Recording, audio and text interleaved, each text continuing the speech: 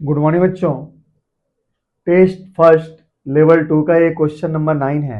देखेंगे हम। क्वेश्चन कह रहा है बच्चों, a ball kept in on rotating hemispherical ball does not slip on its surface, then find possible angular speed। Question कह रहा है एक हेमिस्फेरिकल बॉल है, इसके अंदर कोई भी मास ये एम वाला एक बॉल रखा गया है। अब जब इसको हम रोटेट करते हैं एंगुलर स्पीड ओमेगा से इस वर्टिकल एक्सिस के रिस्पेक्ट में, तो ऐसी स्थिति में ये स्लिप नहीं करता, इसके साथ ही ये रोटेट करता है। तो ऐसी स्थिति में किस एंगुलर स्पीड से आपने इस बॉल को रोटेट किया है ये निकालना है, जबकि दिया गया है इसका इंटरनल सरफेस कैसा है, स्मूथ है। अच्छा, इसमें ये कुछ ऑप्शंस दिए गए हैं, इन ऑप्शंस में से एक सही है। तो क्वेश्चन बनाने के बाद देखेंगे कौन सा हमारा ये सही ऑप्शन है बच्चों। तो देखते हैं, है ना। ऑप्शन नोट डाउन कर लीजिएगा आप लोग, क्वेश्चन सॉल्व भी कीजिएगा खुद से। देखते हैं बच्चों।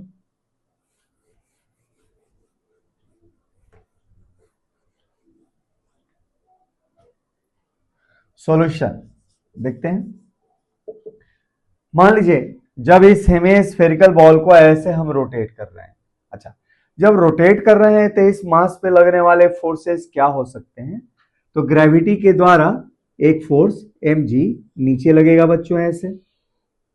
अच्छा, अब चूंकि ये सरफेस स्मूथ है तो कोई भी फ्रिक्शन नहीं लगाएगा। अब एक रिएक्शन की फोर्स होगी इस बाउल के सरफेस और इस बॉल के बीच में। तो जब सरफेसेस कांटेक्ट में स्मूथ होते हैं तो रिएक्शन के फोर्स हमेशा सरफेस पे परपेंडिकुलर होता है। तो क्या होगा, ये जो सरफेस है ये स्फेरिकल है, तो इसके ऊपर परपेंडिकुलर क्या होगा, इसके ऊपर परपेंडिकुलर एक ऐसी डायरेक्शन होगी जो रेडियस के लॉन्ग होगी, अर्थात इस बॉल के सेंटर से जाएगा। तो इसका अर्थ ये हुआ कि इस सरफेस ने इस मास पे इधर एक ऐसा नॉर्मल रिएक्शन फोर्स लगाया, जो ये फोर्स कहां से पास कर रहा है, सेंटर से पास कर रहा है। ठीक है बच्चों। अब देखें, अब यहां से अगर एक हम लाइन खींचें तो देख सकते हैं ये एंगल और ये एंगल सेम, अल्टरनेट एंगल। अब ऐसी स्थिति में इस नॉर्मल रिएक्शन के दो कंपोनेंट हो सकते हैं बच्चों। एक इस डायरेक्शन में क्या होगा, इस डायरेक्शन में होगा बच्चों n cos अल्फा, और इस डायरेक्शन में क्या कंपोनेंट होगा, एक हो सकता है बच्चों n sin अल्फा।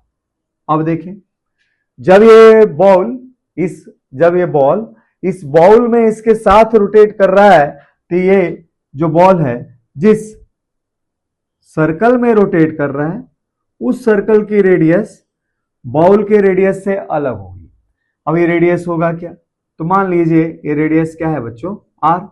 अच्छा, अब देख सकते हैं कि ये वाली जो रेडियस है कैपिटल R है, और कैपिटल R है और ये एंगल अल्फा है, तो ये क्या होगा r cos अल्फा, और ये वाली लेंथ जो होगी जिस रेडियस में ये बॉल बाउल के अंदर रोटेट करेगा हो जाएगा बच्चों r sin अल्फा।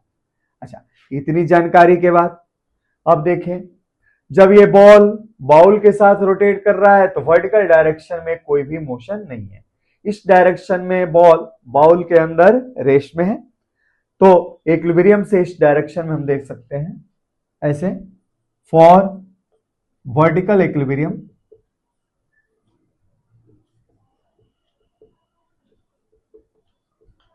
हम क्या लिख सकते हैं बच्चों, तो वर्टिकल इक्विलिब्रियम से हम लोग लिख सकते हैं बच्चों यहाँ पे इन cos अल्फा, है ना, N cos alpha equal to mg। ठीक है। अच्छा, अब रोटेशनल, जब ये रोटेशन में जा रहा है तो भाई बॉल के साथ ये जब रोटेट कर रहा है तो इस पे इस डायरेक्शन में एक सेंट्रिपेटल फोर्स लग रहा है, वो सेंट्रिपेटल फोर्स एक सेंट्रिपेटल एक्सेलरेशन दे रहा है। तो ये सेंट्रिपेटल एक्सेलरेशन दे कौन रहा है, तो सेंट्रिपेटल एक्सेलरेशन यही n sin अल्फा दे रहा है ना।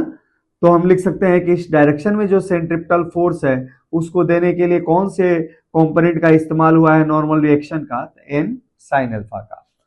तो for horizontal circular motion, horizontal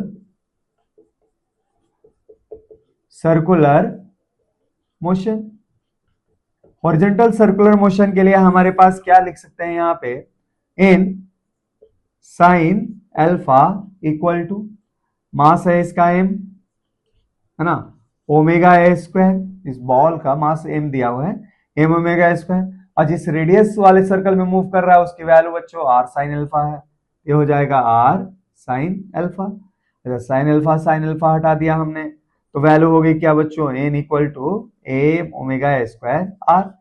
relation 2 मान लिया और ऊपर वाले को रिलेशन फर्स्ट मान लिया। अब क्या करें, दोनों को डिवाइड कर दें। अच्छा, दोनों को अगर डिवाइड करते हैं तो क्या मिलता है हमें, first divided by 2 gives, first को अगर 2 से हम डिवाइड करते हैं तो बच्चों मिलता है n से n कैंसिल आउट, ये मिला क्या, cos अल्फा। अच्छा, इधर क्या मिला बच्चों, तो m से m कैंसिल आउट, तो g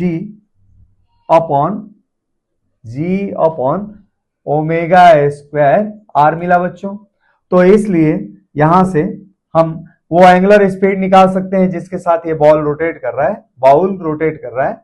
तो क्या होगा, वो एंगुलर स्पीड बाउल की रही होगी omega equal to, omega square इधर आया ना, तो under root g upon r cos alpha. अब आप ऑप्शन में से सेलेक्ट कर लीजिएगा करेक्ट आंसर, तो करेक्ट आंसर क्या होगा, omega equal to under root g upon r cos alpha. तो चलिए बच्चों, इस टेस्ट फर्स्ट में लेवल 2 में और क्वेश्चन हम करते हैं अच्छे अच्छे।